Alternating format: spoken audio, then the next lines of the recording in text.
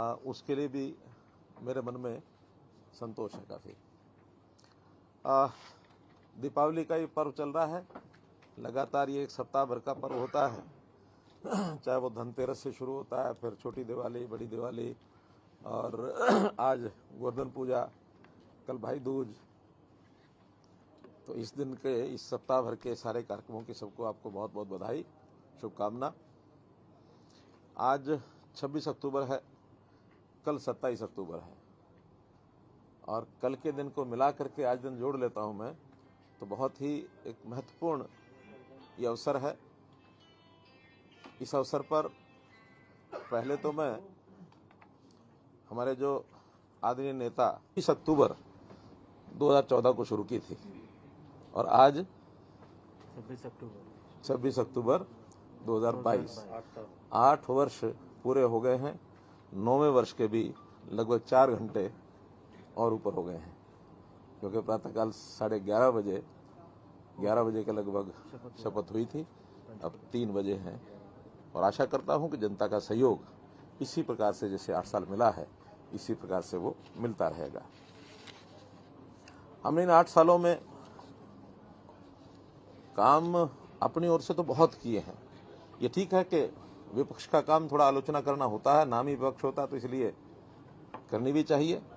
और कभी कभी उनके विपक्ष में विरोध करने के अपनी सारी रणनीति बनाई है, और उसके बहुत से ऐसे पहलू हैं जो समय समय पर बताते भी रहे हैं। आज भी जरूर मैं थोड़ा समय आप लोगों को जरूर उसका बताऊंगा भी सही। हमने, जैसे सबसे पहली अगर मैं बात कहूं तो भले प्रयत्न तो हमने 5 साल पहले शुरू किए थे, लेकिन सफलता पिछले 2 साल में मिली हमको। वो है परिवार पहचान पत्र, कि पूरे हरियाणा की आबादी का परिवार के हिसाब से उनके हर सदस्य का एक डाटा कैसे हम रख सके, ताकि हर किसी का कल्याण करने के लिए सरकारी योजनाएं बनाई जा सके। चाहे वो छोटे बच्चे 0 से 5 साल के हैं, चाहे 5 से 18 स्कूल गोइंग चिल्ड्रन हैं, चाहे 18 से 25 हायर एजुकेशन का लेवल है, चाहे 25 से 60 उनको एम्प्लॉयमेंट के नाते से उनकी अपनी आजीविका परिवार चलाने के नाते से है, और चाहे 60 साल के बाद आयु के लोग हैं जिनको अपनी एक सोशल सिक्योरिटी चाहिए, वो भी हमने अलग से उसके ऊपर ध्यान दिया है। और ये 5 वर्ग, जैसे मैंने बताया, आयु के हिसाब से बांट करके हमने अलग अलग विभागों के जिम्मे काम लगा रखे हैं कि भाई आप इस एक आयु वर्ग की पूरी देखरेख करेंगे। अब वो चीजें, सारी स्कीमें उसी हिसाब से बांटी जा रही हैं। कभी एक पुराने समय में आश्रम व्यवस्था चलती थी, WCD 0 से 5 साल, 5 से 18 स्कूल एजुकेशन, 8 से 18 से 25 हायर एजुकेशन, 25 से 60 एम्प्लॉयमेंट के बाद 60 के ऊपर सोशल जस्टिस डिपार्टमेंट। तो एक प्रकार के सारे काम उनके माध्यम से किए जाएंगे। कोई भी व्यक्ति समाज का ऐसा न बचे जिसको कोई तकलीफ है और उसकी हमारी योजना नहीं बनी उस तकलीफ को दूर करने के लिए।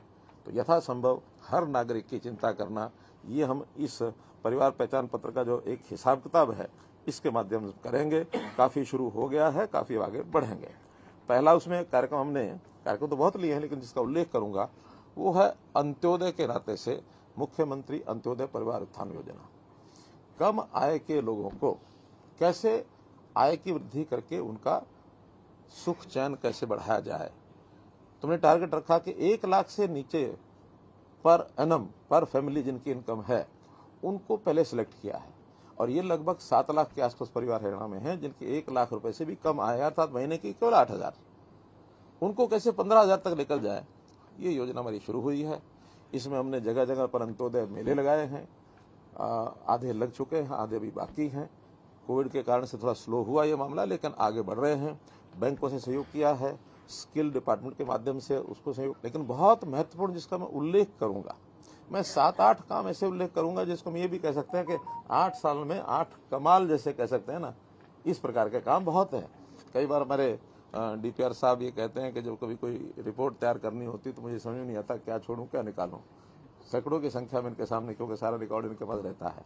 फिर भी कोशिश करके हमने कहा कि प्रमुख 8 ठीक से पेमेंट उसकी खाते में पहुंच जाए, और कभी कोई खराबा हो जाए तो उस फसल का उसको कंपनसेशन मिल जाए। तो एक ऑनलाइन सिस्टम हर किसान को ही पता लग जाता है, सरकार को ही पता लग जाता है, मंडियों को भी पता लग जाता है कि हमने व्यवस्थाएं क्या करनी है। तो मेरी फसल मेरा ब्यौरा एक ऐसा सिस्टम बनाया है कि हर किसी को, अभी तो जो प्रोक्योरमेंट की फसलें हैं वही डालते हैं, हम योजना ये बना रहे हैं, बल्कि कहा भी है डिपार्टमेंट को कि हम लोग आगे चल के हर एकड़ का डाटा ये हमारे पास होना चाहिए। इवन अगर जमीन खाली भी रह गई है उसका डाटा भी मंगाओ, और खाली क्यों छोड़ी है। कुछ किसान योजना से खाली छोड़ते हैं उसकी उर्वरक शक्ति को बढ़ाने के लिए। कहीं पानी भरा हुआ है, नहीं बिजाई होती है, कहीं बीज बोया है, पैदा नहीं हुआ, शौक लगा दिया हमको कंप्यूटर का।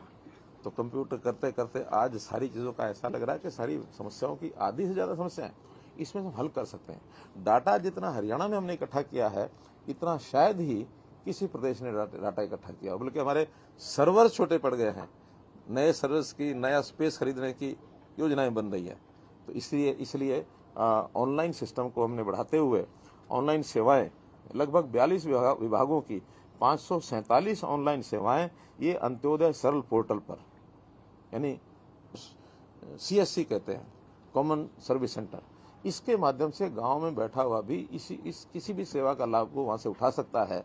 तो एक क्रांति ऐसा लोगों को लगता है कि जो चीज हम धक्के खा करके दफ्तरों में जाते थे, दस्तावेज देते थे, और जितनी भी उनकी परेशानियां होती थी, कोई चंडीगढ़ भागता था, कोई कहीं भागता था, आज उनके गांव में मेडल विनर्स को नौकरी सुनिश्चित करना, और जो मेडल विनर नहीं है उनको भी एक्रेडिटेशन सर्टिफिकेट जो बनता है उनका, उस सर्टिफिकेट के आधार पर ग्रुप C में 10% पोस्टें रिजर्व की हैं। ग्रुप डी में 10% पोस्टें रिजर्व, 8 बड़ी बातें हैं। इसके बाद अगर मैं बताता हूं तो बेटी बचाओ बेटी पढ़ाओ, ये हमारा कम उल्लेखनीय काम नहीं है। जेंडर रेशो हम 851 से और 923 तक ले गए हैं, इसको और आगे डायरेक्ट भेजते हैं। बीच में रास्ते में जो कमीशन खाने वाले लोग होते हैं वो बाहर हो गए हैं, इसलिए सीधा किसी भी स्कीम का कोई फायदा उठाता तो व्यक्ति को DBT जाता है। हम पिछले 5 साल में 53,000 करोड़ रुपया हमने सीधे ट्रांसफर किया है, और एक सरकारी अनुमान के हिसाब से 1300 करोड़ रुपया हमने इसमें से बचाया है, जो अदरवाइज DBT के 1,80,000 तक सबको देंगे, और अतिरिक्त खर्च होगा तो प्रदेश देगा, वो संख्या बन गई 23 लाख। तो ये 7.5 लाख का पैसा ये हरियाणा प्रदेश देगा, और बाकी 15.5 लाख 60-40 है, 60 सेंटर है, 40 प्रदेश है। तो एक प्रकार से स्टेट का इस 23 लाख में अगर 40% कहता हूं तो 6 लाख उसमें स्टेट का हो जाता है, और 7 लाख 13 लाख स्टेट का है, और 10 लाख सेंटर का है। ऐसा कुल मिलाकर के हमने इसमें अपना पैसा भी लगा करके एक आयुष्मान भारत की योजना को हमने आगे बढ़ाया है। जहाँ तक हमने तय किया हुआ है 3,000 हम करेंगे, लेकिन हर साल हम इसको बढ़ा करके और इसको एक इंस्टॉलमेंट के नाते से बढ़ाते चले जाते हैं। पहले भी हमने 1,000 रुपया थी जब 2014 में आए थे, हमने 2,000 की थी घोषणा, 5 साल में पूरा किया। फिर अब 3,000 की घोषणा के लिए 5 साल में 3,000 भी पूरा करेंगे। तो इसकी 2 किस्तें भी और आगे बढ़ा के इसको पूरा करेंगे। लेकिन ये क्योंकि पहले से घोषित है तो नया कोई विषय नहीं है इसमें तो एक कार्यक्रम हमारा है, उसमें हर साल बढ़ाते हैं तो सारा बढ़ करके पूरा होगा। लेकिन ये भी सारे देश में सर्वाधिक है, किसी प्रदेश में इतनी सोशल सिक्योरिटी की पेंशन, चाहे विधवा पेंशन हो, चाहे दिव्यांग की हो, चाहे ओल्ड एज पेंशन हो, तो ऐसी बहुत सी स्कीमें हैं जो हम लगातार इसको चालू रखते हैं एक सोशल सिक्योरिटी के नाते से। एक समान विकास प्राथमिकता से, हालांकि बहुत नाराजगियां इसमें झेली हैं, अपनों की भी झेली हैं, क्योंकि आज तक यही होता आया, मैं मेरा परिवार, पर्ची खर्ची ये सब चलती रही। मैंने देखिए मेरिट शुड बी ऑनर्ड। आखिर एक बच्चा पढ़ाई लिखाई खूब मन लगा के करता है, वो अपना, बहुत परिवार ऐसे हैं जिनके माता पिता उसकी पढ़ाई पर सब कुछ लगा देते हैं, लेकिन अगर उसको आगे चांस नहीं मिलता है नौकरी का तो एक निराशा का वातावरण रहता है। इसलिए हमने मिशन मेरिट को लागू किया और उस तो 5वें पर टिक करो कि मैंने इसको खाली छोड़ा है, वरना नेगेटिव मार्किंग हो जाएगी। एक समय तो ऐसा भी किया कि 5वां नहीं भरोगे तो पेपर ही रिजेक्ट हो जाएगा, तो उस पर सब लोगों को लगा कि नहीं ज्यादा हो गया, तो 5वां नहीं भरेंगे तो उसकी नेगेटिव मार्कें रखेंगे, इसलिए उसको 5 कॉलम भरने ही है। और उसके लिए तो उन्होंने 5 मिनट एक्स्ट्रा दिए हैं, जिसकी चर्चा होती है 5 मिनट एक्स्ट्रा तो इसलिए कि 5वें कॉलम जो है वो प्रश्न से संबंधित नहीं है, वो तो बाद में जो खाली छोड़ दिए ऊपर से लेकर नीचे तक जितने खाली है टिक टिक टिक करके वो 5वें को भर दो, तब आपका पेपर जो है वो सही होगा। तब उसके बाद खाली छोड़ने का वो सिस्टम जो बाद में भरा जाता था वो सिस्टम भी बंद हो गया। और इसके अंदर लगभग किंग क्लास के लोगों को हम विदेशों में वहाँ की आवश्यकता के हिसाब से स्किल ट्रेनिंग दे करके और वहाँ भेज सकें।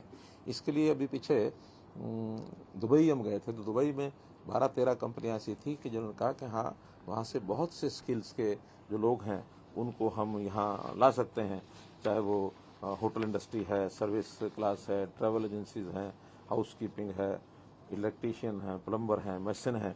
इस प्रकार के लोगों की आवश्यकता बहुत है। ऐसा लगभग 1 लाख लोग जो हैं हर साल यहाँ से वो लोग उन देशों उन प्रदेशों में बुलवाते हैं। हमने भी इसको प्रारंभ किया है कि हम अपने यहाँ हरियाणा से ऐसी योजना बनाएं, तो स्किल यूनिवर्सिटी ट्रेनिंग देगी, फॉरेन कोऑपरेशन डिपार्टमेंट और हमारा ये जो हरियाणा ओवरसीज प्लेसमेंट सेल है, ये बहुत पहले से सेल बना हुआ है लेकिन डिफंक्ट था, उसको हमने दोबारा से उसको एक्टिव किया है। ये सब लोग यहाँ से कैसे ज़्यादा ज़्यादा जा सकें, क्योंकि इससे पहले जो भी ऐसे लोग जाते थे बहुत ही वो फंस जाते थे चक्रों में, जिसको कबूतरबाजी कहते हैं। बहुत बड़ा पैसा देते थे, उनको पता ही नहीं होता था कि किस देश में जाएंगे और क्या उनको काम करना पड़ेगा, बस पैसे के लालच में उनको भेज देते थे। प्राइवेट एजेंट्स बहुत इनको एक्सप्लॉइट करते थे।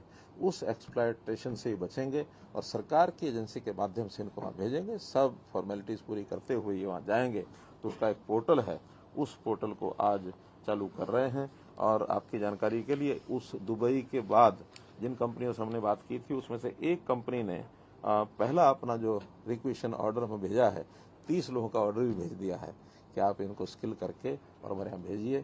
3 नवंबर से वो ट्रेनिंग हमारे राज नेहरू जी हैं, वाइस चांसलर हैं स्किल यूनिवर्सिटी के, तो ये ट्रेनिंग के काम सब ये करेंगे और प्लेसमेंट सेल ये करेगा, तो सब मिल करके करेंगे। तो आज एक पोर्टल जो है उसको उद्घाटन कर रहे हैं आपके सामने, ताकि आप उसको